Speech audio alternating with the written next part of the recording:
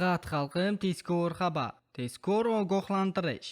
Bugun 8 ta hududda kuchli shamol va chang to'zon bo'ladi. Bugun 24-avgust kuni O'zbekistonning ayrim hududlarida, jumladan Toshkent shahrida kuchli shamol va ba'zi joylarda chang to'zonlar kuzatilishi mumkin. Bu haqda O'zgidromet xabar bermoqda. Unga ko'ra, bugun kunduzi Buxoro, Navoiy, Toshkent, Samarqand, Jizzax, Qashqadaryo, Farg'ona viloyatlari va tog'li hududlarning ba'zi joylarida shamol tezligi 13-18 metr/sekundgacha kuchayishi, ayrim joylarda chang to'zonlar bilan kuzatilishi mumkin. Shuningdek, poytaxtda ham shamol tezligi 11-14 metr/sekundgacha kuchayishi, ayrim joylarda chang to'zonlar bilan kuzatilishi mumkin. Eslatib o'tamiz, O'zbekistonda bugun havo harorati 40 darajagacha ko'tarilishi haqida xabar berilgan edi. Sizga yetkazmoqchi bo'lgan xabarlarimiz shulardan iborat edi. Kanalimizga obuna va like tugmachasini bosib qo'yishni unutmang. Xayr, salomat bo'ling.